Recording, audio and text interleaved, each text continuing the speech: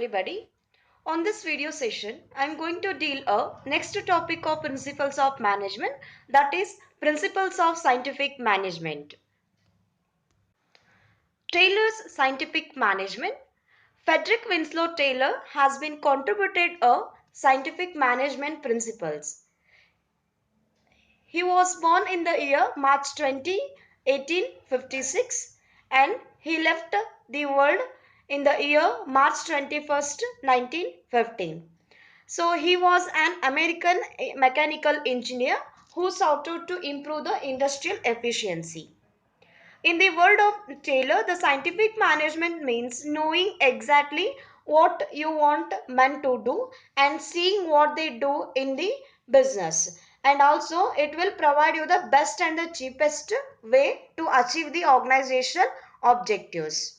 The principles of scientific management, these are in earlier days, the Industrial Revolution, in the absence of establishing the theories of factory organization, factory owners or the managers relied on the personal judgment in attaining to the problems. So before the Industrial Revolution, what will happen? These factory owners are going to take decisions on personal judgment, which will influenced by their understanding. So that will create the problems in the side of the management and the workers. This is what they refer to as a rule of thumb. The managing factories by rule of thumb enable them to handle the situations as they arose, but suffered from the limitations of trial and error approach. So rule of thumb is nothing but that is saying okay for everything without judging scientifically whether it is possible or not. If the management or the factory owners has taken the decision to produce a product, the employees has to say okay for that. So it will leads to the limitations of trial and error method. So this will leads into the or increase the cost and the overlapping of the work. In this scenario, the Taylor emerged as a father of scientific management. He proposed the scientific management as opposed to the rule of thumb.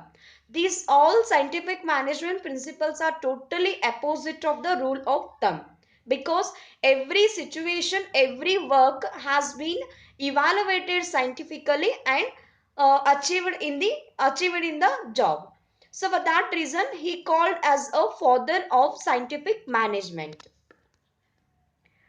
Therefore, it would be in the order to discuss these principles like science, not rule of thumb; harmony, not discord; cooperation, not individualism; development of each and every person to his or her greatest efficiency and prosperity. First one, science, not rule of thumb. Taylor believed that there was only one best method to maximize the efficiency. This method can be developed through study and analysis. The method so developed should substitute the rule of thumb throughout the organization. That is, rule is nothing but everything has to be analyzed by scientifically. So then only the work should be assigned to the workers with a minimum hours and minimum production. Everything will be analyzed in the scientific way. Scientific methods involve investigation of traditional methods through work study, unifies unifying the best practice and developing a standard method. So the scientific methods involves these kinds of the investigation, that each and every work has to undergone with the work study. It has to be evaluated each and every work study aspect like motion study, method study, fatigue study and time study. And also it is includes of the best practices and developed a standard method for achieving the organization goal. Second one, harmony, not discord. Discord is nothing but the competition, or you can say the conflict between the organization management and the workers. So he emphasized that there should be a complete harmony between the management and workers.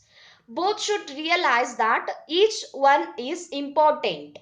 So then only they can show their cooperation towards the organization goal. To achieve this state, Taylor called for the complete mental revolution on the part of both management and the workers. It means that the management and workers should transfer their thinkings. So, to achieve this harmony, not discord, he has been called a one complete method. That method is known as a mental revolution, where management and workers has to transfer their thinking and ideas. So let us understand the exact meaning of mental revolution. Mental revolutions involves a change in the attitude of workers and management towards one another from competition to cooperation. So here the management people and the workers has to change their attitude towards the job, that instead of putting as a competition, they have to change their attitude towards as a cooperation. So both of them has to cooperate each other to achieve the organization goals. Third one, cooperation, not individualism.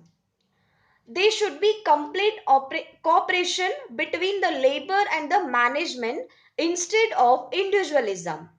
This principles is states that competition should be replaced by cooperation. Both should realize what they I can say both should realize they need each other. So in every organization they have to make sure that instead of individualism, instead of showing their individual capability in the organization, they has to cooperate in a organization policies and rules and regulations made by the management. Later they can achieve the organizational goals in a easy manner. So here each and every workers and the management has to cooperate both the side. Employees should be rewarded for their suggestions, which results in substantial reduction in the cost, and if any important decisions are taken into confidence. So this is from the management side, where management has to accept the suggestion from the workers. If the suggestion is working properly, definitely they have to reward the workers who has been given the suggestions. And also it is important to make them to be confidence in the organization. If the organization is if the management is rewarding the employees, definitely they will increase their confidence level. Next time they will come with the new ideas. And also it will reduces the or reduction in the cost, because the real time workers are these laborers, so they will be know where it has to be stuck, and they will be know what problems and issues they will face. So that will be very useful for the organization to reduce the cost. Next one, development of each and every person to his or her greatest efficiency and prosperity. So each person should be scientifically selected. So the person or the candidate must have a evaluated with physically fitness, whether they are mentally capable to do the task, and their intellectual capability. This will increase the efficiency for both side, workers as well as the as well as to the management. And also they has to be sent for the recruitment, that is required training, not recruitment, required training should be given, because every time you cannot consider that all the workers will be having a all active all capability. So nobody is perfect in the world, so for that reason you have to make them to be perfect by giving a training. The efficient employees would produce more as well as they can earn more in the organization. So this will ensure their greatest efficiency and prosperity for both company and the workers. So this will say that if the employees are working efficiently, this is useful for both the side, company and the workers. So workers will gain more profit, whereas company will produce the more product. So this is all principles of management which will guide scientific principles of management which will guide the managers in all the situation to evaluate and take a decision scientifically. So if you have any doubts, you can reach me by contact number. Thank you.